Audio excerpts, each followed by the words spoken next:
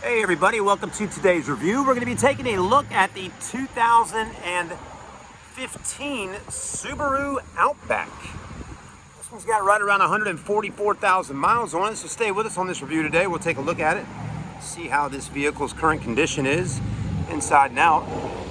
We know some of y'all out there might be shopping with us on the internet, whether you're on YouTube, checking us out on the Carolina Car Videos channel, Facebook, or even on the dealership's website, Grand Strand Auto. We want to thank you for that. So let's go ahead and get started. We are in Socastee, Myrtle Beach. Socastee is a part of Myrtle Beach. It's kind of, about 10 minutes, 15 minutes outside of the beach area by the boulevard. So definitely got to come out here and do some business with us if you're ever in the area. Let's go ahead and get started though with no further ado. This one's blue in color. Of course, as I always will do on my videos, folks, I will do the best I can to point out any dents, stings, scratches, or imperfections, and just show you the car and the overall condition that it's in all these years later. This one does have a little bit of oxidation on the headlights, as you can see right there, but can be buffed out and cleaned up. Grille looks good, paint looks good on the front bumper for the most part. Fog lights do work, but that one on the left side, passenger side, does not work. So you will need to get a new fog light bulb possibly on that side. This one is out right at this particular moment. And that may be something that the dealership will fix. Maybe they just didn't realize it at the time. And I just found it out myself here while filming it earlier. So just wanted to let you know that. This one does have alloy wheels, good looking rims. The tires are in good shape, plenty of tread. Good stuff there. Paint looks good on the front. It does have a few little dings and scratches on her.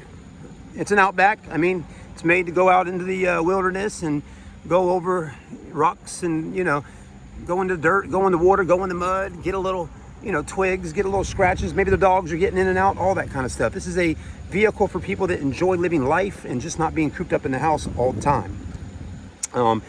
This looks good right up in here. Wiper blades are in good shape and the windshield is good. No cracks or rock chips on the windshield. Interior is actually pretty nice inside, but it does have a few little flaws. But we got a little ding right there and a little ding right here. Okay, it does have blind spot on the mirror right there for you, so you can see what's going on if someone's in your blind spot. It does not have window tint on the front two windows, but does have window tint all the way around. It's got two little dings right there, and few little scratches in here. The black on the bottom of the Outback, which I like, it just needs to be, cleaned up a little bit, put some type of shine on there and black it back out. These just get really faded out, from these hot summers that we have here in the Carolinas. This Outback actually came from out of North Carolina.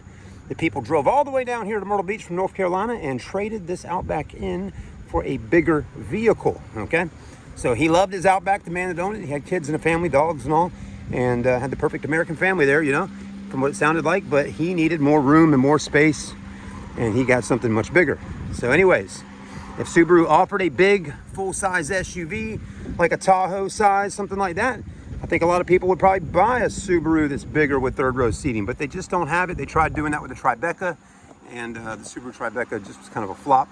Just didn't sell, like Subaru wanted to. These Outbacks sell like hotcakes, along with many other of their vehicles. Anyways, I love those old school Outback LL Beams editions. I had that LL Beam book bag back in the, 5th grade. It does have the crossbars. I love how Subaru figured out how we can give people crossbars on their roof racks without them having to go out and buy them. So those can just fold right out. Actually, when the car was out here earlier, they were just like normal. You couldn't even see them crossed like that. I knew that little trick, so I got up there and I popped them out and I did that little crossbar trick there so you could see that. Anyways, that looks all good. In the back of the trunk, it does have a nice big carpeted Subaru mat, and it does have the cargo cover tray thing that goes right up top here. But right now I can't open the trunk because when you open the trunk, I'll show you what it does. The trunk doesn't want to open all the way, okay? And it goes up for a minute or so, and then it does like that right there. It drops back down. I tried to open it up a few times. I got in there, but it keeps continuing to want to drop back down. So something's going on with the power tailgate feature. Needs to get fixed. The paint is definitely faded out on the top surface here of the hatch, okay? As you can see, it's oxidized pretty heavily. But other than that, the roof looks good. Plenty of clear coat up there. Third brake light.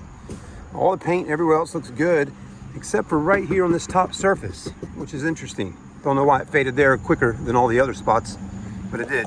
Also, Subaru probably used a little bit of cheaper paint or something back in the day when they were getting their cars painted from the factory. when they were new, because a lot of them, just like GMC, Chevrolet, they have the same issue going on with the paint chipping like that. Okay, so that's kind of common on Chevys and GMCs, and I'll be doggone it if it's doing it on these as well.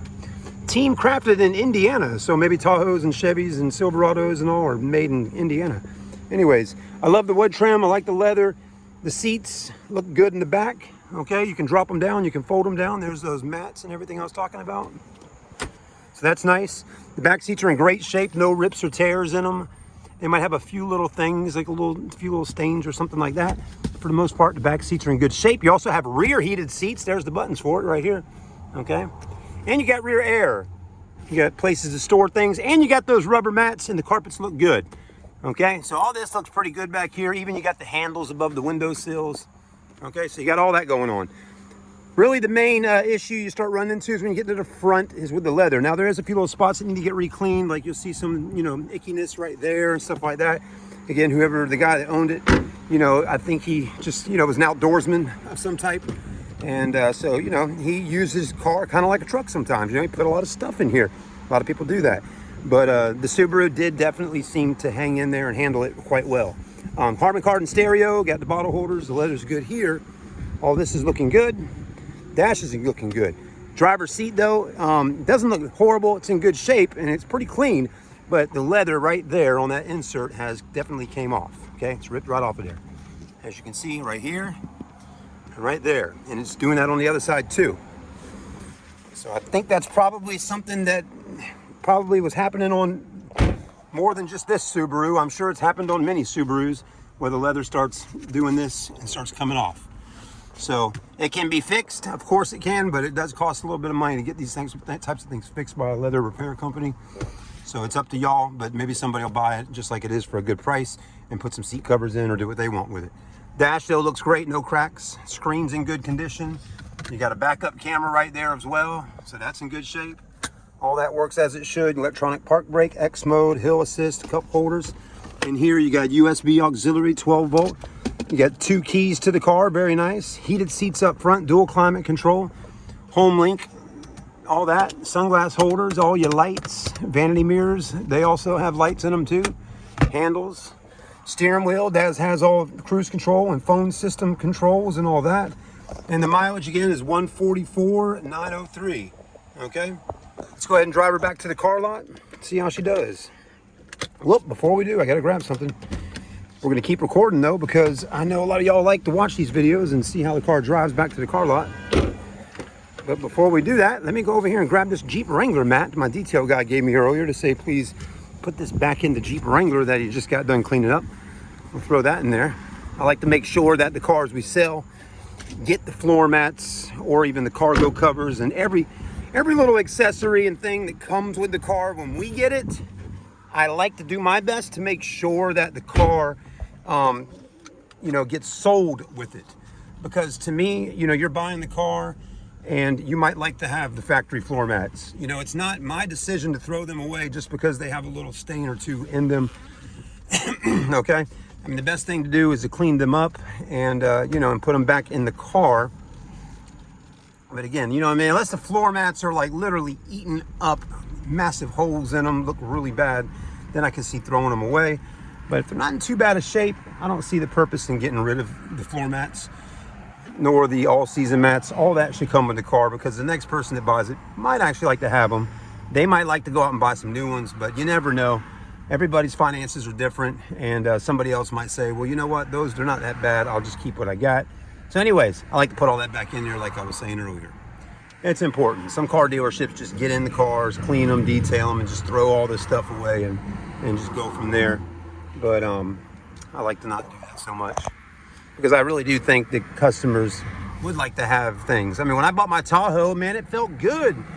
Even though I couldn't go up into the car lot, the Chevy store and buy a brand new Chevy Tahoe, when I got my pre-owned Tahoe, I was excited to see that it had the net in the back, or the WeatherTech mats that it came with, that was nice to me. So I think that would be nice to you as well, and all that kind of stuff. So, all right.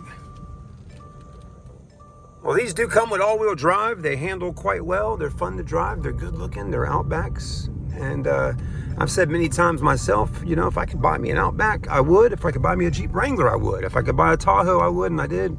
But I am still a big fan of Tahoes, and I like, you know, Chevy trucks, and I like Subaru Outbacks. I sold my mother-in-law a Subaru Outback, and she loves hers.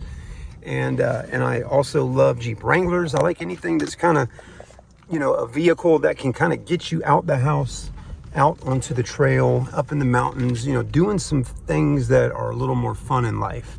So, you know, I don't get the opportunity to do a whole lot of super fun activities outside of the house and work, but we do get to go do a few things every once in a while, and I'd like to have a vehicle that they can get me out there to do it. So thank you. Have a blessed day. Like, comment, subscribe. Pretty good car. Drives good. Runs good. These engines are made to last for quite a long time. This little Boxster motor you can put 300K on it pretty easily. But this probably be a great car for somebody. They just need to come by and check it out and come get it. So there you go. There's the Outback. We'll see you on the next review, y'all. How much the price, Brandon? $99.75. There you go, $99.75. Now that is a deal, seriously, y'all. So you get you an all-wheel drive Outback for $99.75. Nice color, pretty cool looking. These are all over the place when you get up to North Carolina by the mountains. I mean, I see Foresters, Outbacks all over the place, and there are quite a few down here as well. So come on and get you one. We'll see you then.